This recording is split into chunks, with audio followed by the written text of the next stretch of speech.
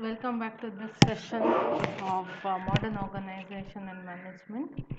In our last session, we discussed regarding five different types of financial control. Now, what you have is you have to understand the financial control, uh, but then uh, we have to notice one certain thing that you know when it comes to an organization, if you control only the financial part, we will not have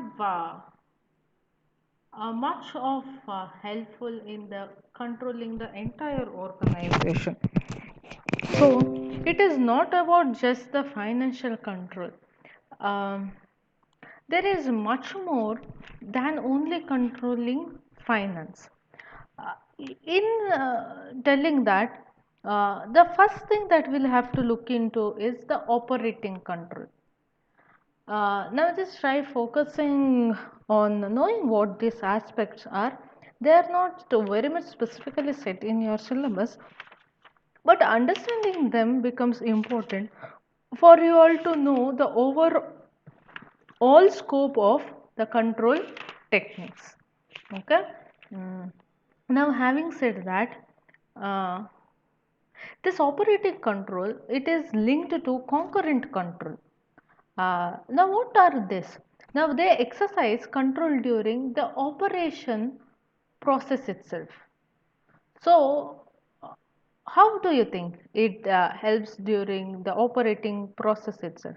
First one is that it ensures products and services are produced of good quality, and it is ensured through quality control. Second one, it sees to that it could be product or service. They are product with minimum possible cost and in the required quantity, and this the organization ensures throughout cost control and inventory control, and products and services are produced at the required time, and this is ensured through time event network analysis. So here we have quality control, we speak about cost control and inventory control, and also time event network analysis. So this quality control, once again the process is like establish quality benchmark, check product or service quality, analyze variance between controls and actual, check variances statistic limits, take corrective actions, and establish steps to improve quality, and it goes on in circle once again. So before going through the techniques of quality control, you'll have to know what is the concept of quality and a new approach in quality control in the form of total quality management.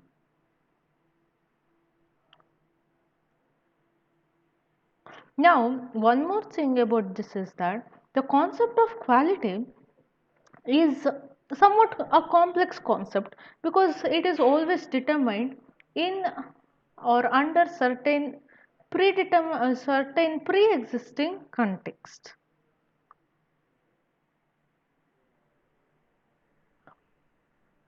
Now this quality, it is a sense of appreciation that something is better than something else. Now this particular statement that one thing being better than that of other, or something is better than something else, it changes in a lifetime, and it changes from generation to generation, and also it varies by facets of human activities.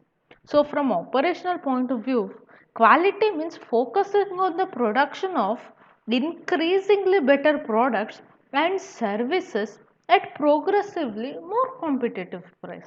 That is, you have to raise the quality of the products or the services also. You have to try to cut down the price of the product or service also. So what is this total quality management?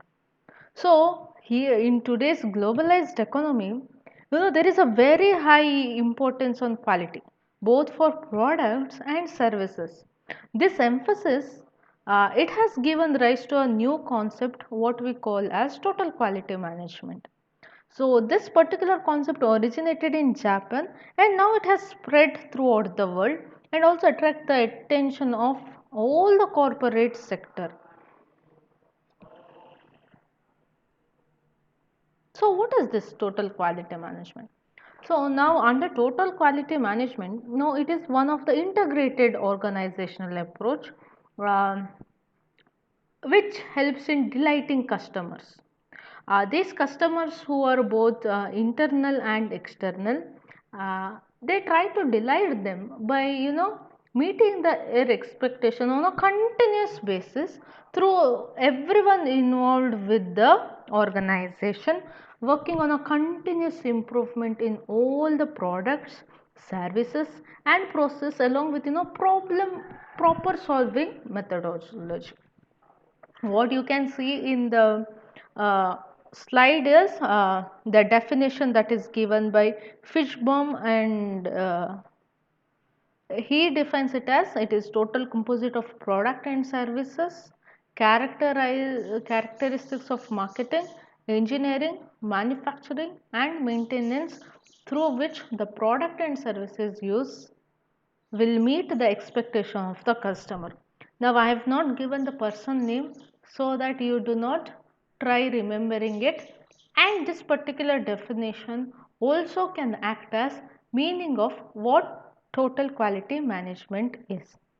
That is why I have not given the name of the person. Now the total quality management is also meeting the requirements of internal and external customers constantly by continuous improvement in the quality of work of all the employees. Now speaking about the process, it involves three processes. First one is quality process.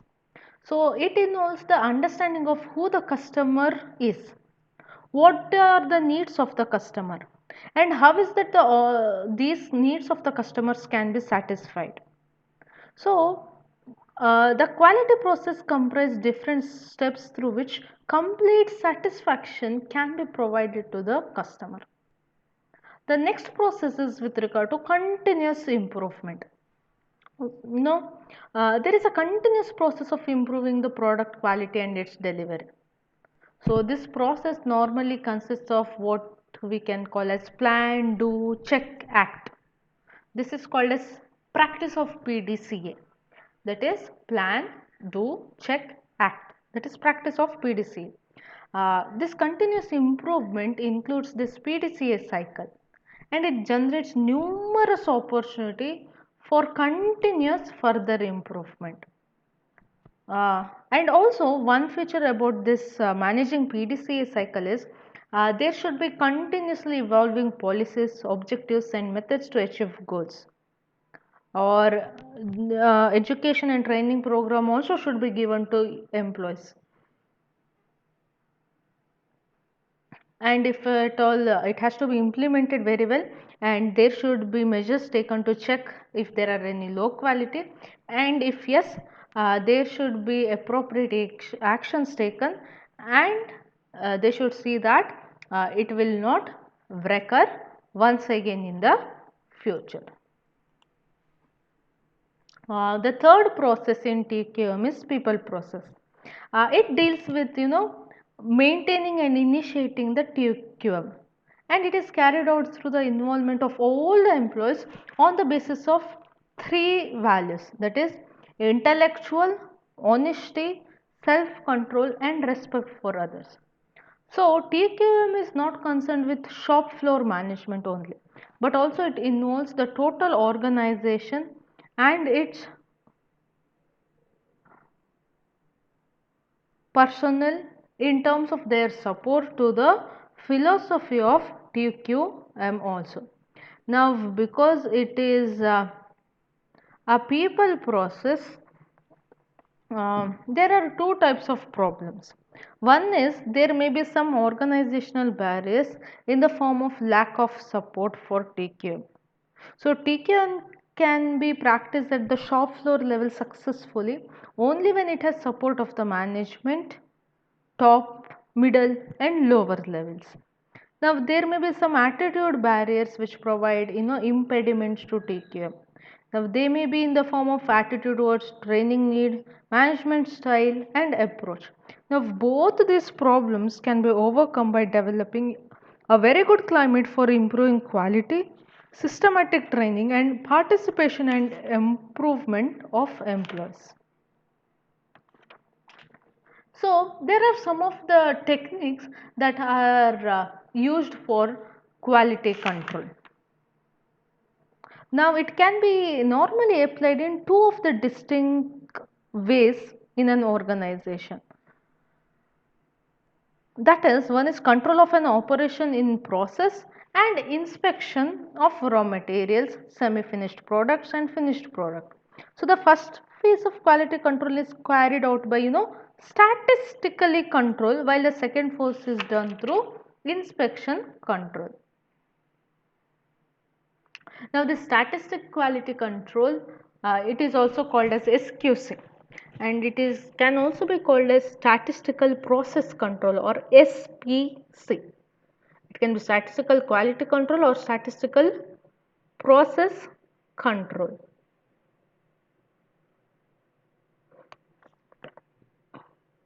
Now, under this method, it is a method of measuring, continuously improving work process before the final inspection of the product. So, it is a preventive as well as remedial activity. Now, it is a theory based on sampling, which implies that the analysis of few items out of the total population can be used to understand the features of the entire population. Now, you might have seen in large organization with the same kind of products being produced. Out of the entire batch, they would take one sample, they would check if everything is fine. If everything is fine, the product shall be accepted for future actions that are to be taken. That is nothing but statistical quality control.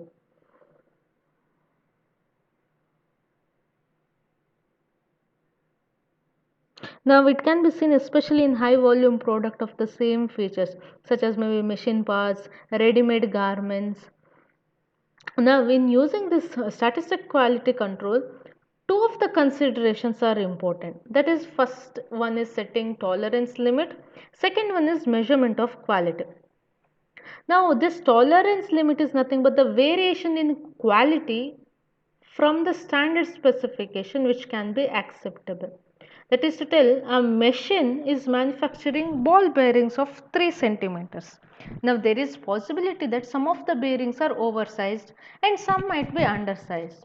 So the management decide the extent to which these oversized or undersized bearings would be acceptable. So this limit can be prescribed on the basis of past data or statistical formula whose reliability has been provided. Now in case of bearing for less precision operations, it might be 3.10 or 2.90 centimeter. For operations having higher precisions, it might be still lesser, for example 3.05 or 2.95 centimeter. The next one is measurement of quality. So this measurement of quality is undertaken during the operation itself, so that if the machine starts producing items beyond the tolerance limit, it is stopped immediately in order to avoid future loss. Thus, if in the example that we taken regarding the ball bearing, now if the bearing size goes beyond 3.10 or comes below 2.90, the machine is stopped to find out the fault in the machine operation. Now in order to facilitate control, control charts are prepared by taking both consideration, that is tolerance limit as well as actual quality. So that is what you can see in the graph. Now you have upper control limit, lower control limit. Now all the products that are produced should be coming with these two control limit lines. Anything beyond that, the machine might be stopped and checked for the reasons. On the other hand, you have what is called as Inspection control. Now, inspection control is applied at the stage of raw materials as well as the stage of finished products or in between. Now, in the inspection control, this quality control in charge may be quality control manager or given to the inspector. They seek to determine the acceptability of the parts, products, or services. Now, this might be done either for the raw materials which are used in the production process or which are in the form of finished product resulting from the completion of the production process. Now, once again, it is compared, the standards would be there and they would know common specifications, and by visual or testing examination they inspect it.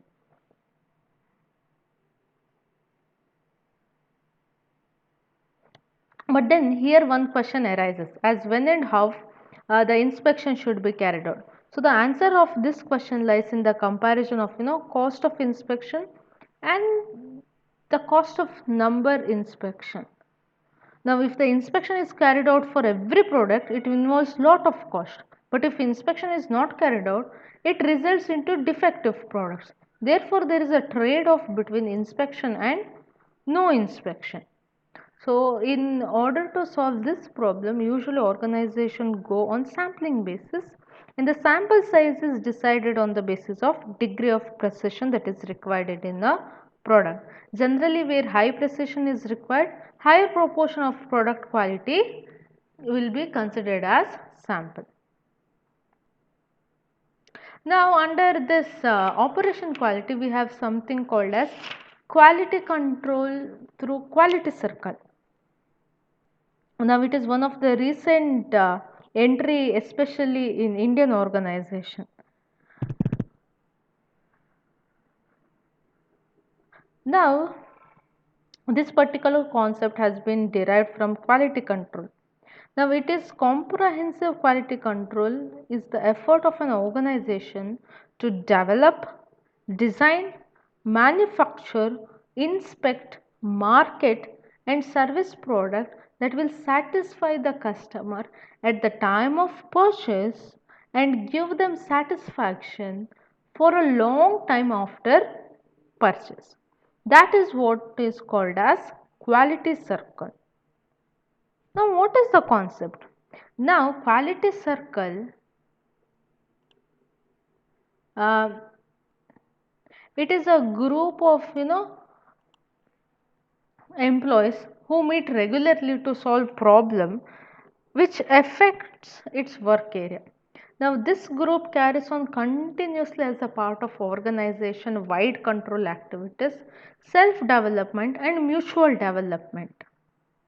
Now, generally 6 to 12 volunteers from the same work area make up the circle. The members receive training in problem solving, statistical quality control, and group process.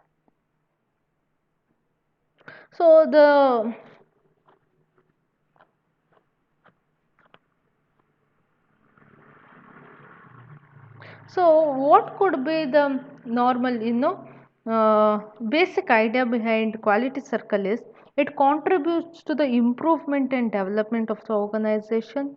It respect humanity and build a happy workplace, which is very much worthwhile to work. It displays human capabilities entirely and eventually draws infinite possibility. Now, there is a way how this quality circle is developed in an organization. The first thing is that it is called a startup phase. Now, quality circle it requires um, an attempt just like any other organizational change. Now, an organizational change program can be made successful when only when people are convinced about the use of such change. Therefore, the first thing that should be done is we should develop quality circle is to publicize the concept of it in the organization so that people can understand the implication of quality control. And this is necessary because participation in quality control is voluntary. Initial training to some personnel should be provided to operate quality control system in the organization. Then comes constitution of QC. Um, it can be constituted at different workplace. Uh, Members of the quality circle are from the same work area or doing similar type of work, or they are drawn voluntarily.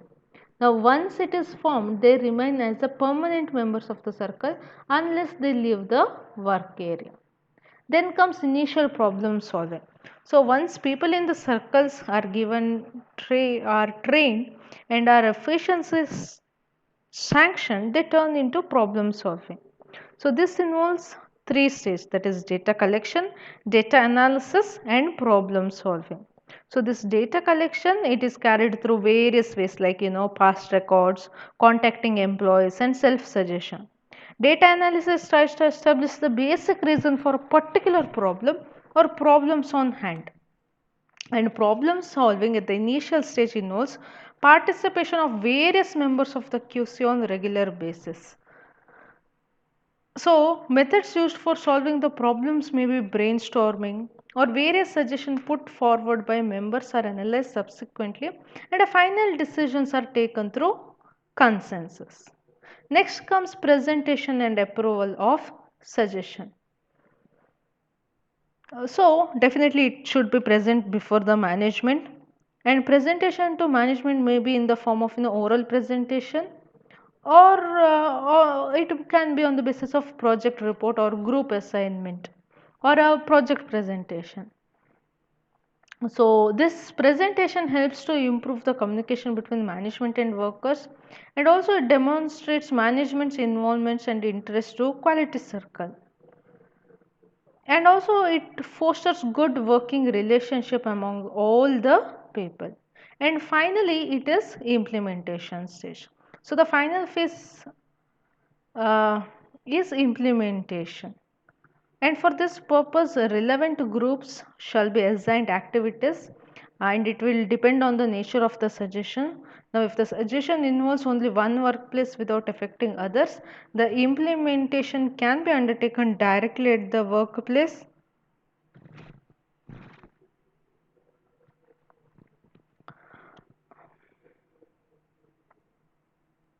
However, if it involves others also, it might be assigned to a group. And through all these steps, the entire organization can have quality circle. Even in quality circle, there are some of the problems, or what we can call as drawbacks or pitfall, and it might result in QC being failed miserably in organization. The first one is the absence of right type of attitudes, and this is not from one side, it is both from managers as well as among workers. Now managers, particularly middle level, may feel that this quality circle might dilute their authority and their importance. Quality circles make superiors to find faults with executives for not finding solution to the problems, and it might turn out meaningless. Similarly, workers, they might feel that they are meant to improve organizational efficiency without really benefiting them. So it might dilute their power and opportunity for bargaining. Then we have problem of organizing, especially in Indian context, mainly because of low profile of workers in the form of their low level education and lack of leadership abilities. So this might affect the operation of QC successfully. Now this can be overcome by giving proper training facility to them. And then there is problem of delay in implementation of suggestion which is given by quality circles may affect the operation of it. So management can take effective steps to implement the suggestion at the earliest opportunity. And there is also this problem that the non-members of quality circles may sometimes pose problem to the operation and functioning of it. So this problem can be solved by making them to witness the QC activities like presentation of solution to management. And then last, there may be some operational problems like members not being permitted to hold meetings during office time, irregularity of meeting, facilitators not attending meetings even for brief period. So such problems can be overcome by providing adequate support for the top management. So it can be seen that there are many problems in quality circle, but most of these problems can be overcome with the active support of top management and by creating suitable work environment. Now, this is one more part of understanding inventory controlling in the organization. Now it speaks about inventory control. Okay. Now, what is this inventory? Now, if we observe, this inventory consists of raw materials. It does control work in progress, or what we call as semi-finished goods, and also finished products. Now, inventory is kept at a particular level to meet future needs of the organization. Now, inventory control tries to specify the optimum level of inventory that an organization should keep. But then this optimum level is a dynamic concept because its level varies from organization to organization. Traditionally, operation managers set inventory levels by using formulae. The balance the average cost of buying raw materials with the variable cost of storing them. But in 1917s, Japanese introduced the concept of JIT or just-in-time inventory system known as Kanban in Japanese language. So the basic theme of this system is to have no inventory. So raw materials are bought more frequently and similar amounts to be used just in time. Finished products are produced and delivered just in time to be sold. However, this concept has very limited application in Indian context because of situational difference. Therefore, some inventory has to be maintained to keep business running. Generally, for inventory control, two techniques are applied, that is ABC analysis and economic order quantity. Now, both these techniques have different perspective for inventory control.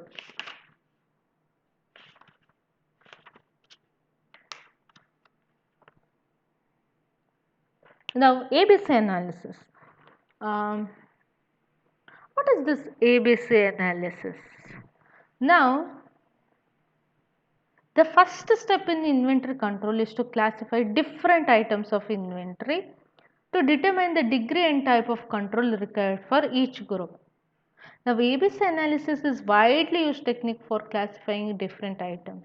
Now, this technique uses the values of different types of inventory for their classification. Now, what happens is it speaks about which now a production process does not involve one raw materials. It is a combination of hundreds or many raw materials. So there would be few of the raw materials such that which are very expensive and accurate, very much necessary. Some are of moderate and some are of low cost inventory. So A group consists of those items which have value through their number, which has very expensive even though their number may be low. Whereas C group items have very low value but their number may be more. Whereas B group items fall in between the average value and number. So on the basis of study of inventory management system in a number of companies, Cinder has arrived on the conclusion that composition of ABC items in total inventory is roughly as shown in the table. That is, there shall be three groups ABC. Now, number of items in percentages, A group shall be having 15%, B shall be 30%, C shall be 55%. Whereas inventory values, A shall be having 70%, B shall be 20 and C shall be 10%. What we can understand is group A belongs to such that where the number of items would be less but their values would be very much high. So, a accurate control of all such items are necessary. When it comes to C level, the number of items involved would be more but then their value would be comparatively less. So minimum control is necessary for such items, whereas B falls in between the two. So according to ABC analysis, maximum attention should be paid to A group items as these are critical in terms of value, followed by B and C group. Thus, ABC analysis provides clue where attention should be focused in inventory control. However, criticality of an item should not be judged merely by its value, but the importance that it has in the total production process.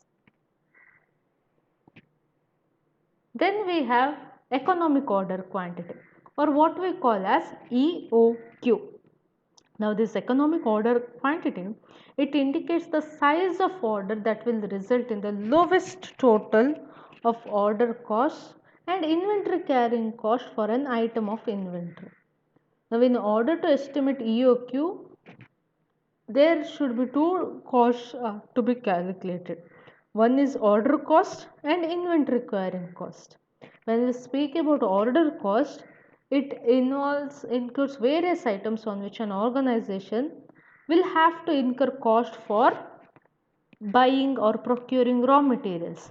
Now this includes types of administration costs as maybe stock taking, order writing, agents visit, business journeys, reminders, consignment processing such as received notes, checking records, etc. It involves invoice processing, it involves payment procedures. Each time a purchase order is given, these costs shall be involved. So, beside these direct costs of placing order, the organization may lose the discount or rebate which may be available on bulk purchase.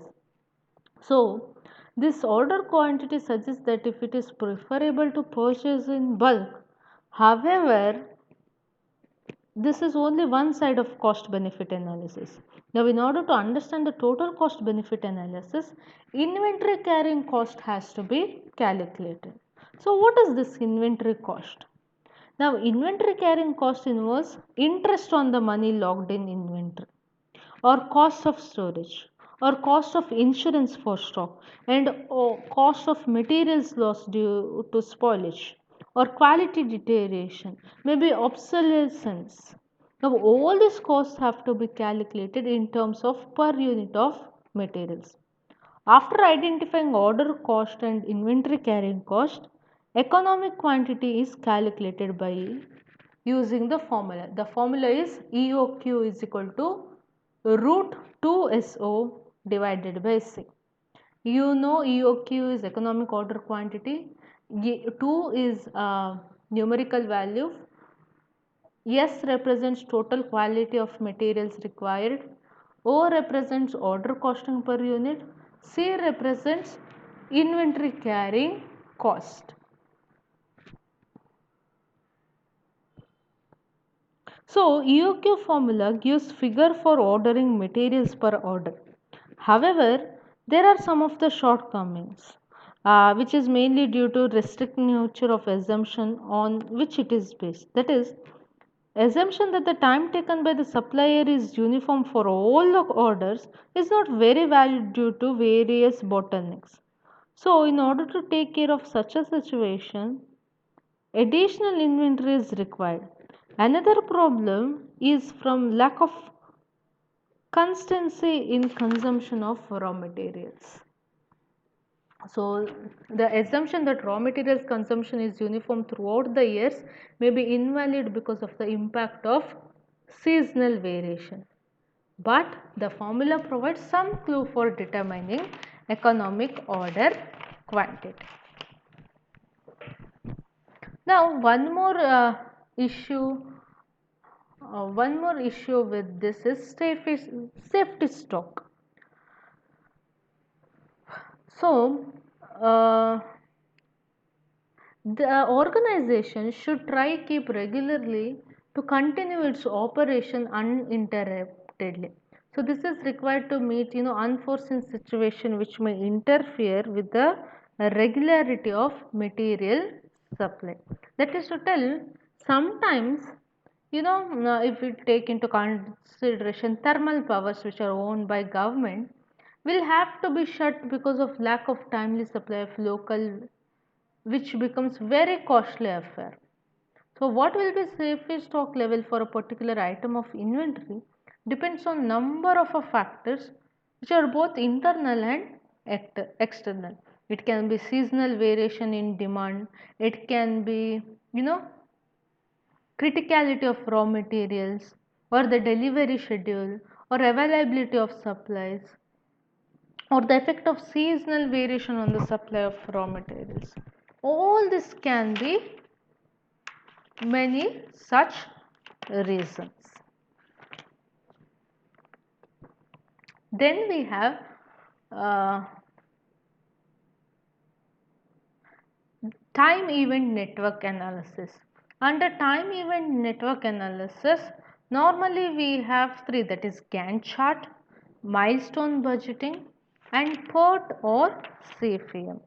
Now, time event network analysis, it helps to know how the parts of a program fit together, you know, during the passage of time and events.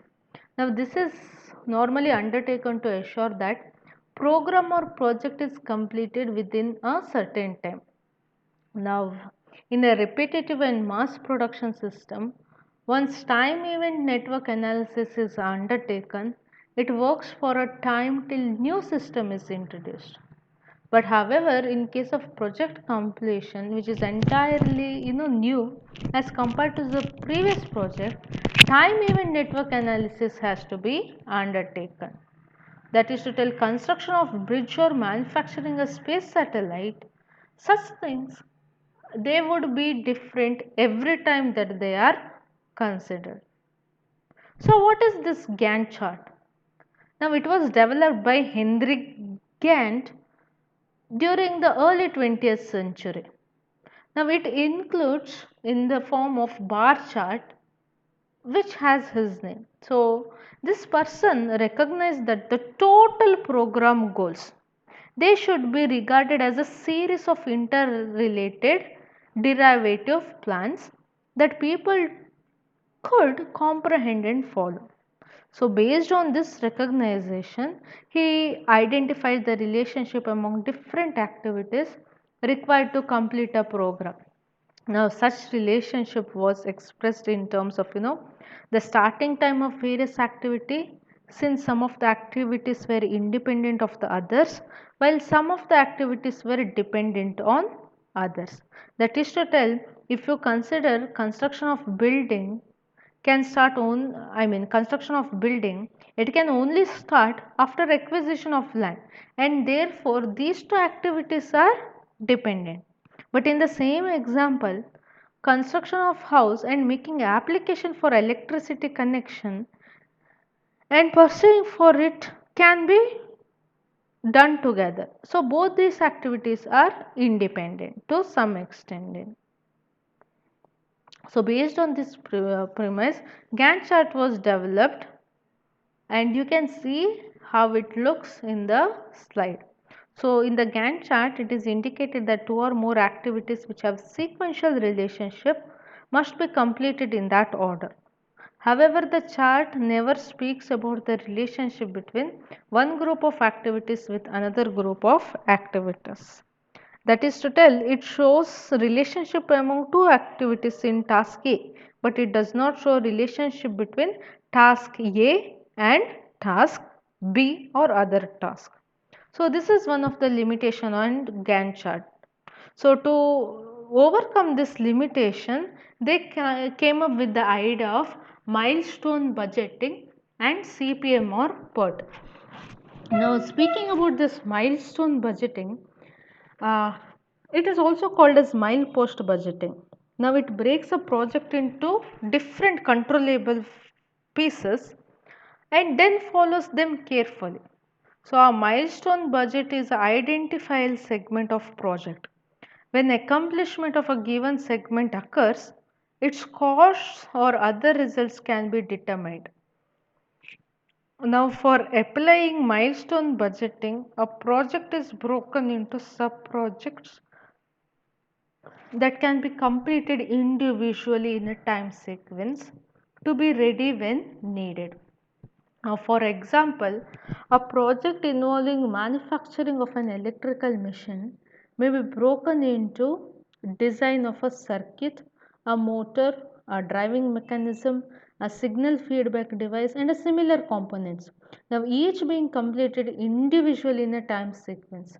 So, control is exercised at each level to see how the progress is made in terms of time.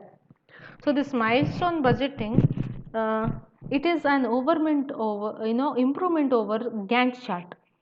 That is, it established relationship between two or more segments of a project. But then such a relationship is not completely depicted in milestone budgeting, and in order to overcome this limitation, we have CPM and PERT. So the slide shows how milestone budgeting is. So it is they have given the time limit also.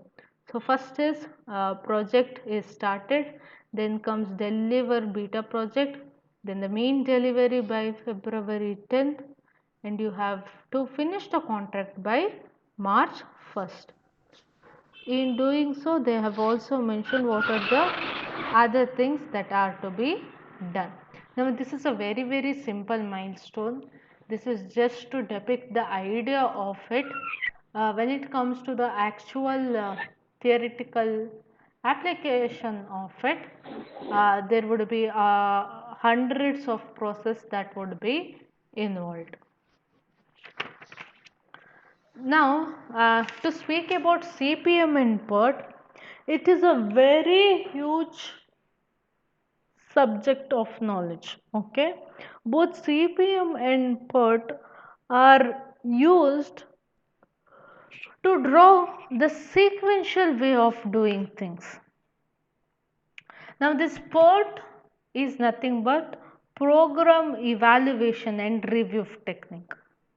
Now, PERT was developed by Special Project Office of the US Navy in the year 1958. Now, at almost the same time, engineers at DuPont Company in the USA, they developed CPM or Critical Path Method. So, PERT was developed by Special Project Office of US Navy, and critical path method was prepared by DuPont Company of USA. Now, though there is some difference between PERT and CPM, both of these utilize the same principle. Now, the basic difference between the two is that CPM assumes the duration of every activity to be constant. Therefore, every activity is either critical or they are not. But then in PERT, uncertainty in the duration of activities is allowed.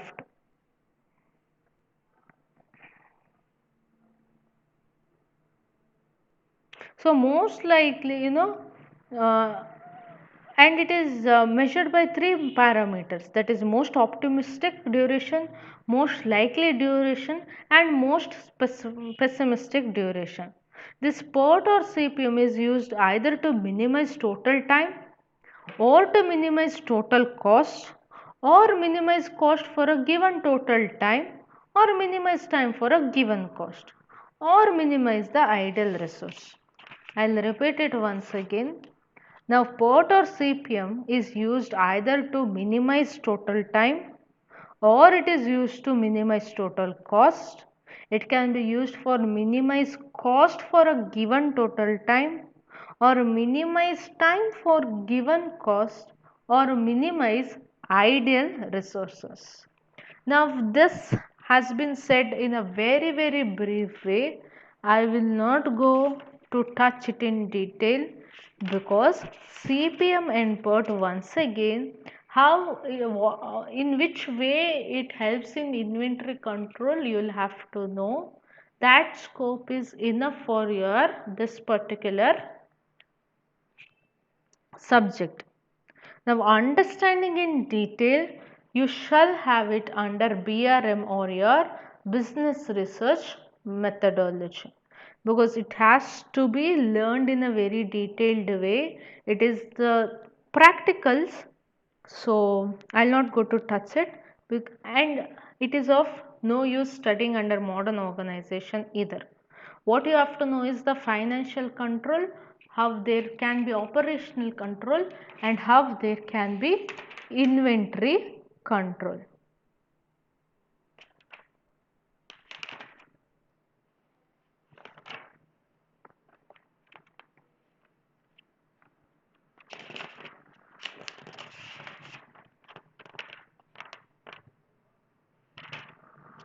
Okay, now take a break of 5 to 10 minutes, and in next one coming hour we should be probably completing with chapter 6.